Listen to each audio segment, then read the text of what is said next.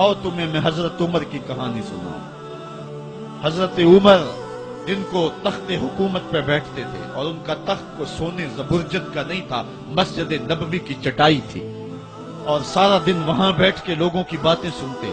और जब रात के अंधेरे गहरे होते, उमर भेष बदल के मदीने की गलियों का गश्त करते। कहा तुम्हारे घर से धुआं निकल रहा है और बच्चे रो रहे हैं, उनको खाना क्यों नहीं देते? कहने लगी उमर की जान को रो रही। उमर के पांव तले से जमीन निकल गई। कहा क्या हुआ?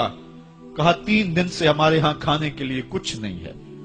रोजाना बच्चे रोते हैं और मैं हंडिया के अंदर पत्थर डाल करके नीचे से आग डालती रहती हूँ कि बच्चे इंतजार कर करके सो जाएंगे। कम वक्त सो भी नहीं रहे और वो पत्थर पकेंगे भी क्या, और मैं उमर की जान को रो रही हूँ। हजरत उमर का कलेजा दहलने लगा। फौरन पलटे वापस बैतुल माल में आए, घी का एक कनस्तर लिया, आटे की बोरी ली, मिर्च मसाला जात बहुत कुछ उठाया, अपने कंधे पे रखा, बोरी अपनी कमर पे ला दी। उमर बैतुल माल से निकले तो आपके खादम असलम ने देख लिया, आगे बढ़ा, कहा मेरे आका मैं उठाता हूँ। उमर की आंखों में आंसू है। कहा असलम कयामत के दिन मेरा बोझ उठा लोगे? कहा कयामत के दिन तो अपना अपना बोझ उठाना पड़ेगा। कहा उमर को आज अपना ही उठाने दो। हजरत उमर वो घी का कनस्तर और वो आटे की बोरी सर पे उठाए हैं और उस खातून के घर जाते हैं और दस्तक देते हैं। वो जब देखती है उसकी जान में जान आ जाती है। कहा जल्दी जल्दी आटा गूंदो, और उमर सब्जी काटने लग जाते हैं। हजरत उमर रज़ी अल्लाह ताला अन्हो सब्जी तैयार कर देते, उधर आटा गूंद जाता है और फिर ऊपर चूल्हा रखा जाता है, चूल्हे के अंदर आग रखी जाती है, वो खाना पकाने लगती है, आग बुझती है। तारीख ने लिखा है आग बुझने लगती है, उमर झुक करके फूंके मारता है। उमर झुक झुक के फूंके मारता है। खाना पक गया और बच्चों के सामने खाना रख दिया, बच्चे खा रहे हैं। अब बच्चे रो रो के निढाल हो चुके थे।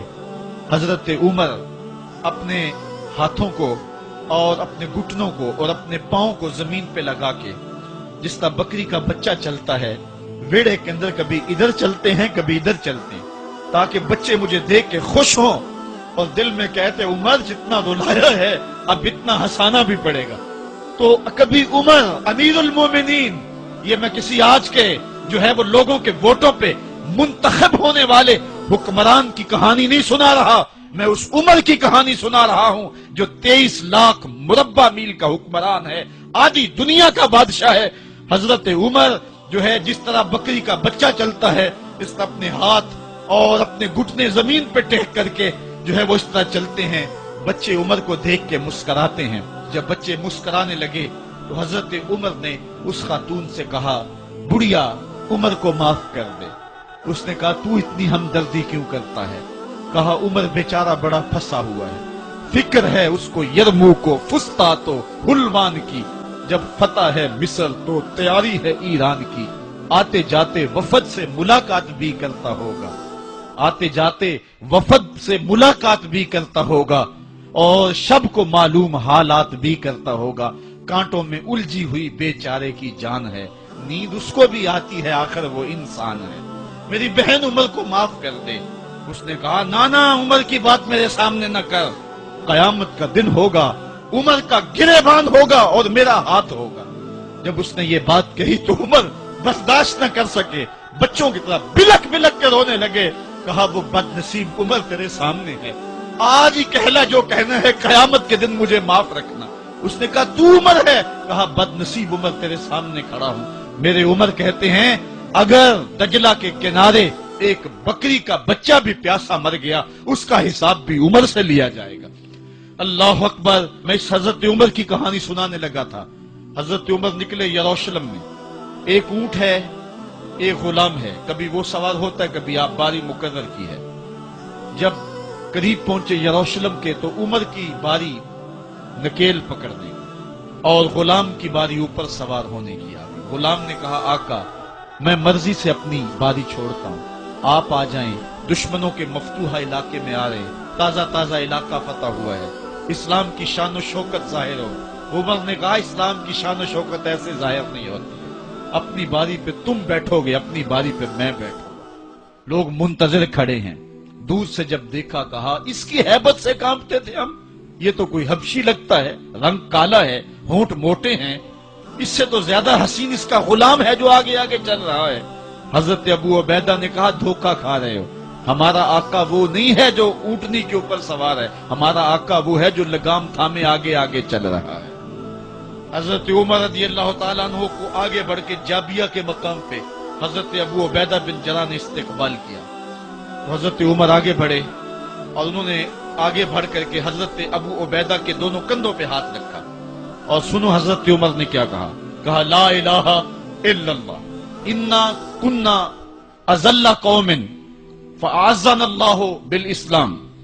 کہا کہ لا الہ الا اللہ، اے ابو عبیدہ بن جراح، ہم ایک ذلیل قوم تھے اور اللہ نے ہمیں اسلام کی وجہ سے عزت عطا کی ہے۔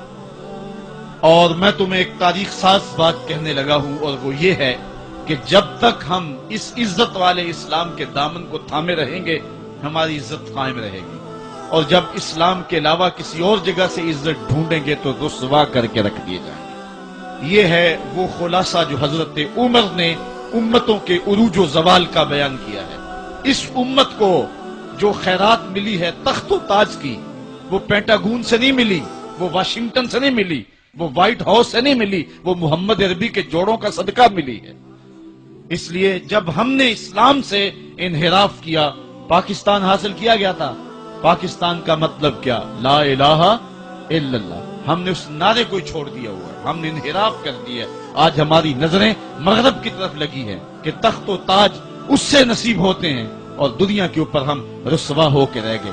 ہماری پستی، ہماری ذبوحالی، ہماری ذلت کا سبب یہ ہے کہ جس جگہ سے ہمیں عزت ملی تھی ہم نے وہ مرکز ہی چھوڑ دیا ہے۔ اس مرکز حیات کو، اس مرکز زندگی کو، اس مرکز عزت کو ہم نے چھوڑ دیا ہے، اور دنیا کے اوپر ہم رسوا ہو رہے ہیں۔ انہی حضرت عمر کی کہانی ہے۔ وادی تہامہ سے گزر رہے تھے کہ بچوں کی طرح بلک بلک کے رونے لگے۔ کہا عمر جوان آدمی ہو اور بچوں کی طرح بلک کے رو رہے ہو؟ کہا تم نہیں جانتے، مجھے بچپن کی کہانی یاد آ گئی۔ کہا کیا کہانی ہے؟ کہا یہی عرض تہامہ تھی، میرے باپ خطاب نے مجھے 5 اونٹ دیے تھے، کہا انہیں لائن میں کھڑا کرو سیدھا۔ میں آگے والا سیدھا کرتا تھا، پیچھے والا ٹیڑھا ہو جاتا، پیچھے والا سیدھا کرتا، آگے والا ٹیڑھا ہو جاتا۔ میرے باپ خطاب نے مجھے بڑا مارا۔ کہا ایک عرب کے بیٹے ہو کہ تم سے 5 اونٹ لائن میں کھڑے نہیں ہوتے؟ کہا ایک زمانہ عمر پہ وہ تھا کہ اس سے 5 اونٹ لائن میں کھڑے نہیں ہوتے تھے، اور آج شرق سے لے کر غرب تک 23 لاکھ مربع میل کی حکمرانی اور انسان بھی لائن میں کھڑے ہیں۔ یہ محمد عربی کے جوڑوں کا صدقہ نہیں ہے تو اور کیا ہے؟